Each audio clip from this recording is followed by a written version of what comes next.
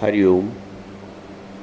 आज किसी का प्रश्न है कि स्वप्न की सृष्टि और जागृत की सृष्टि में क्या भेद है, क्या अंतर है।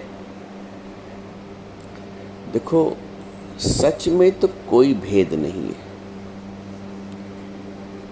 जैसे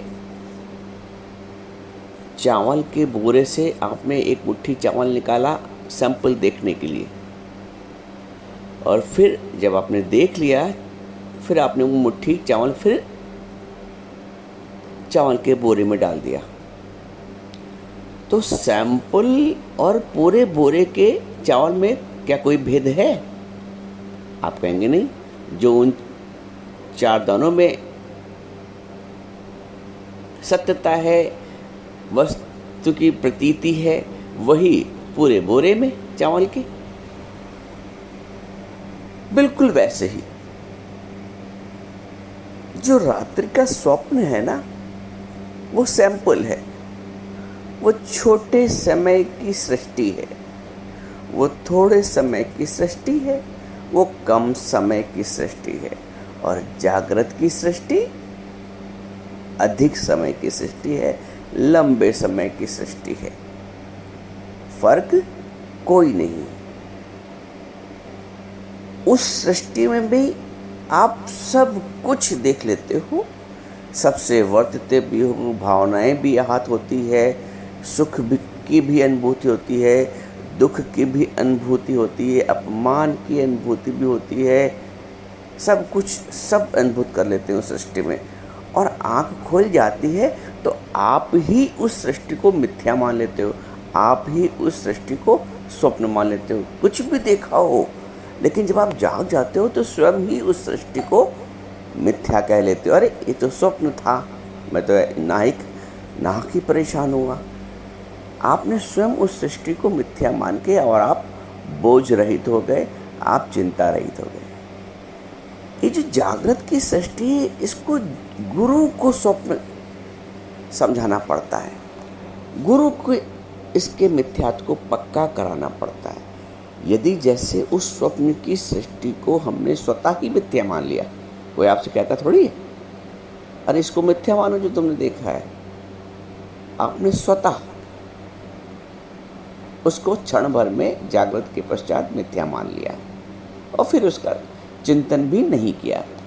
कभी कदार कोई ऐसा स्वप्न हुआ जो आपने थोड़ी देर चिंतन कर भी लिया, लेकिन मूलतः वास्तविक रूप में आप कभी उसका बार बार चिंतन नहीं करते, क्योंकि आपने पक्का इसको मान लिया कि वो स्वप्न था और स्वप्न मिथ्या था, झूठ था, जानने वाला था। और जो भी सृष्टि का निर्माण हुआ, सुख दुख के मान अपमान की सृष्टि का, डूबने जीने मरने की शक्ति का सृष्टि का, वो सब मिथ्या थी। और जैसे ही आपने मिथ्या का भाव पक्का किया, उसके सुख दुख से बच गए। गुरु भी इस जागृत की सृष्टि का मिथ्या तो आपको पक्का कराता है। स्वप्न की सृष्टि सैंपल है, नमूना है। जागृत की सृष्टि को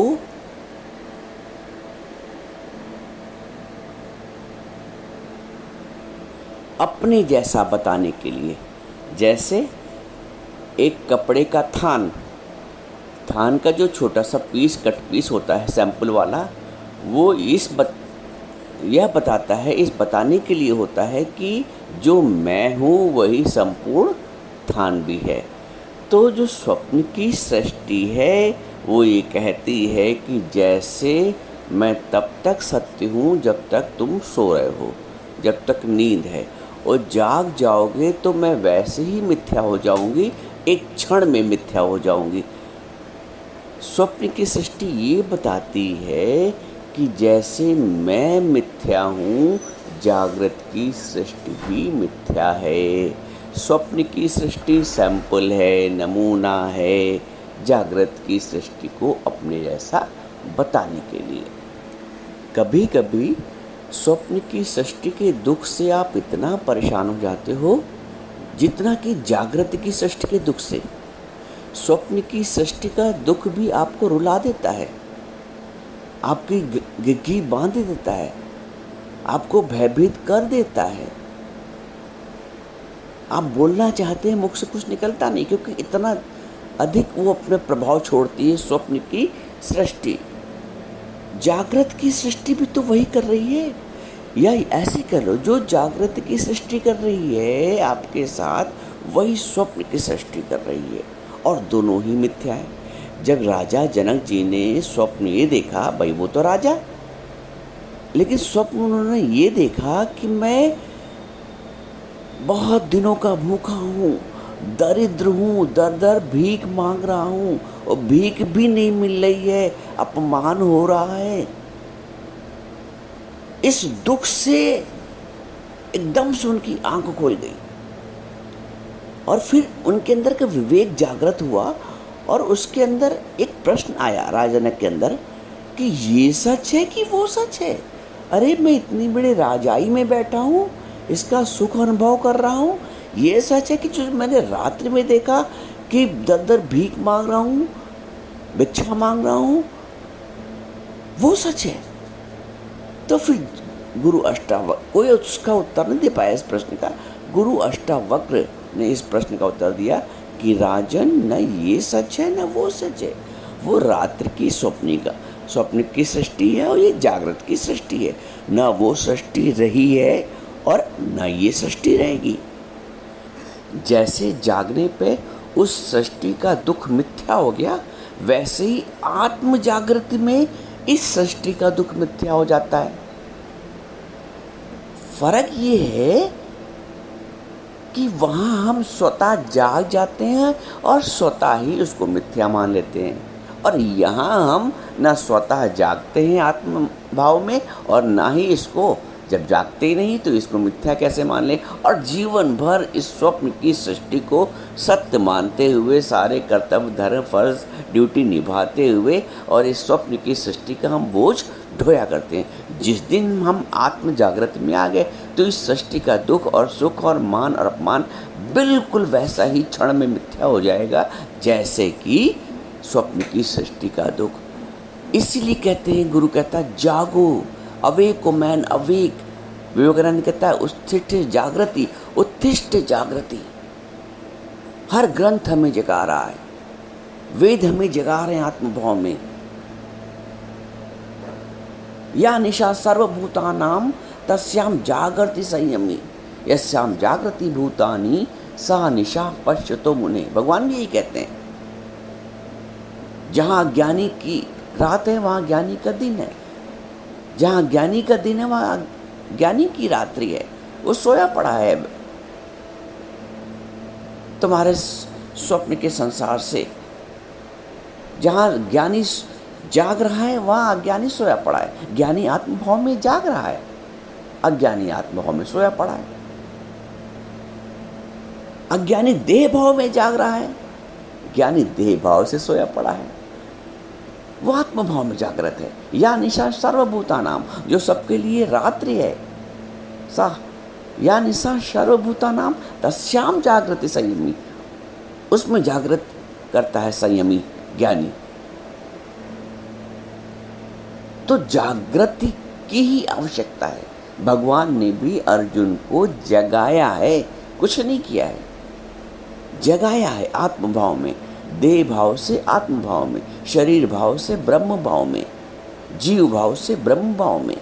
ये जागृति सबको करनी। जो मनुष्य नहीं जागा, मानुष जन्म पाए के जिन न जानो ज्ञान, खाना पीना भोगना तिनका पशु समान। मानुष जन्म पाए के जिन न जानो ज्ञान, ज्ञान को जानना प्रथम लक्ष्य है। मनुष्य हो तो ज्ञान, ज्ञान का मतलब आत्मज्ञान, अपने स्वयं का ज्ञान।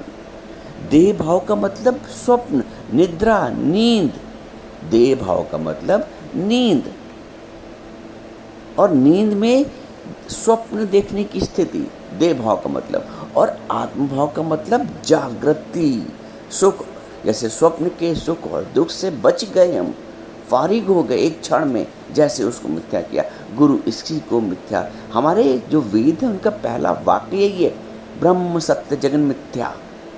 शुरू में आरंभ में कह दिया, हम लोगों ने उस आरंभ के वाक्य को भी नजरअंदाज कर दिया और सृष्टि को सत्य मान बैठे, जगत को सत्य मान बैठे।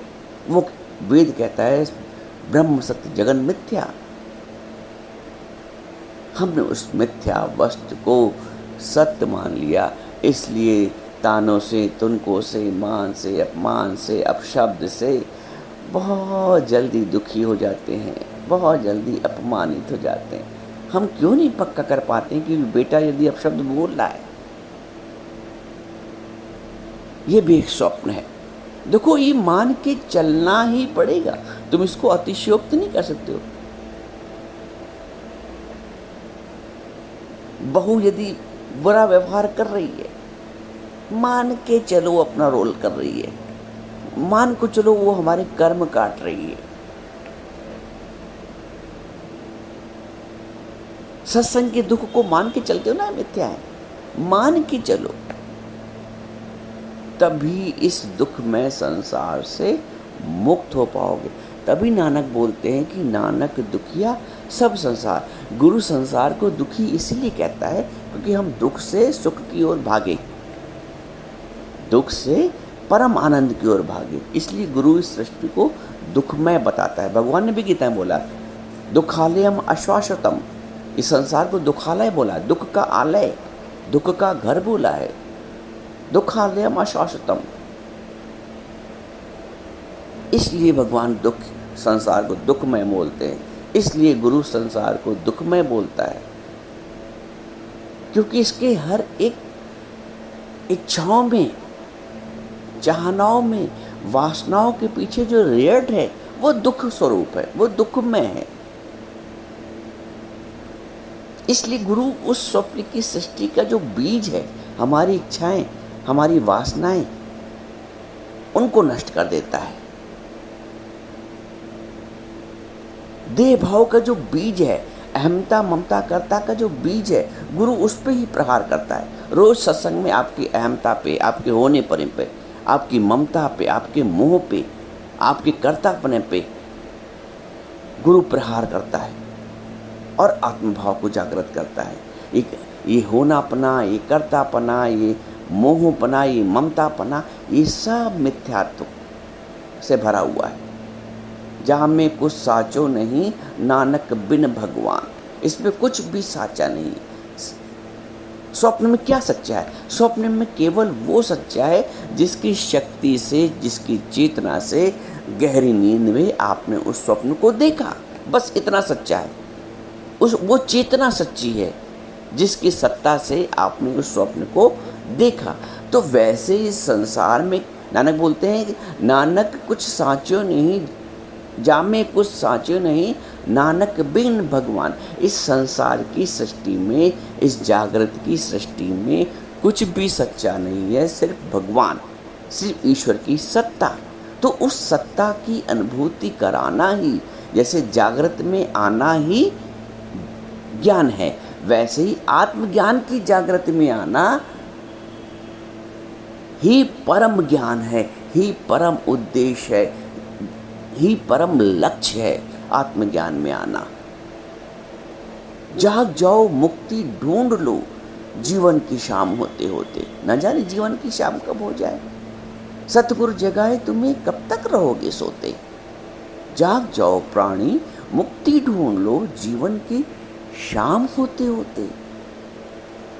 जैसे उस स्वप्न की सृष्टि को तुमने क्षण भर में मिथ्या पक्का कर लिया और उसके दुख और सुख से बच गए, वैसे इस जागृत की सृष्टि को गुरु के अनुसार, गुरु के कहना मान, गुरु की आज्ञा माने माथे, गुरु की आज्ञा मानकर इस सृष्टि के सुख और दुख को, इसके व्यवहार को, इसके तानों को, इसके तुनकों को, इसके अपमान को मिथ्या क्षण भर में पक्का कर लो। अभी मिथ्या पक्का करो और अभी तुम दुख से बाहर, अभी पक्का करो। तुम्हारे पर जो जिस प्रकार का भी दुख हो, जिस प्रकार का भी प्रताड़ना हो, जिस प्रकार का भी तुम व्यवहार प्राप्त कर रहे हो दुनिया से, जिस प्रकार के स्वभाव के लोगों को तुमने प्राप्त किया हो परिवार में, सबको मिथ्या जानो, है ही मिथ्या। नानक कुछ साचो नहीं, कुछ भी सच्चा नहीं बिन भगवान के। पक्का करो, जागो, वास्तविक जागृति में आओ।